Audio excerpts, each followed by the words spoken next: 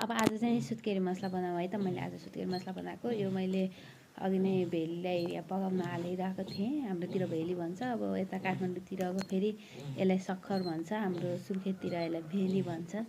अनि यहाँ मैले ज्वानोदेखि लिएर आलसदेखि सौँफु, नेपाली सौँफहरूलाई भुटेर ओरेर अनि पिसेको थिएँ। त्यो पिसेको यो धुलो हो।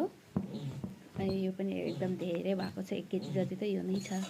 अनि यता मैले यो किसमिसलाई फुराएको, जिन्दगीमा मैले पहिलोचोटि किसमिस फुराएको। किसमिसलाई फुराउँदाखेरि चाहिँ यस्तो हुँदो रहेछ, यो एकदम पोटिलो पोटिलो देखिँदो रहेछ किसमिसलाई फुराउँदाखेरि।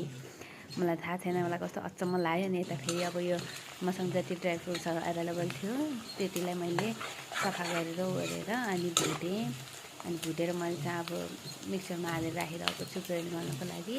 अनि यो गुड पनि मैले फुराइसकेको छु, गरेर फुरिसकेको छ घिउमा। यो अब सुत्केरीको घिउ दुखेको र अब पाठेघरलाई आफ्नो ठाउँमा लान पनि मद्दत गर्छ यसले। अनि घिउ दुखेको पनि ठिक गर्छ। अब यो चाहिँ ठुलो ओखतीहरू हो। ठुलो ओखतीको धुलोलाई पनि मैले फार्मको कढीमा बनाएको छु। अनि यो ठुलो ओखतीको धुलोलाई पनि मैले घिउमा हालेर मजाले चलाइ एकदम खतखत हुने गरी फत्किने गरी कढीमा मैले राम्रोसँग चलाइ पकाएको छु। घिउ कम भएर मैले घिउ पनि थपेको चाहिँ हालो बाँकी नै छ। अनि यो मजाले पाक्यो है। यो मेरो ठुलो ओखती हो। ठुलो ओखती मैले बजारबाट किनेर लिएर आएको छु, पसलबाट। अनि यो ठुलो ओखतीमा धेरै शक्ति हुन्छ, यसले जिउ दुखेको केही कम भएको जस्तो महसुस हुन्छ मलाई चाहिँ। अनि अब मैले जुन अघि त्यो पिसेर राखेको थियो नि ज्वानोहरू, सुपहरू, आलस, त्यसलाई अब जुन पिसेर राखेको थियो मैले त्यसलाई यही ठुलो ओखतीसँगै हालेँ पाक्नको लागि। अनि दानेदार देखिरहेको छ। अनि यो पनि मजाले पाक्यो। अनि त्यसमा अब मैले अरू पनि थप्दै गएँ, अलि धेरै छ नि त। अनि धेरै नै बनाएको, अलि धेरै छ। अनि यो कढी अब भरिसक्यो।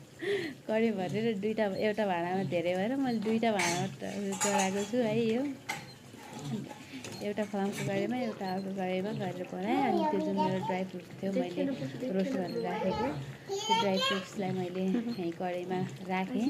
अनि त्यो जुन सेतो सेतो देखिरहेको छ त्यो चाहिँ नरिवललाई मिक्सरमा ग्राइन्ड गरेर राखेको, नरिवलको धुलो बनाएको थियो।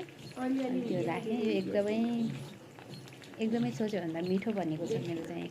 मैले किनेर मगाएर खान्थेँ, मगाएर खानुभन्दा घरमै गराएको सफा पनि कम बजेटमा धेरै पनि बन्छ। अनि किनेर खाँदा त कम्तीमा 2200-2500 रुपियाँ केजी पर्न आउँछ।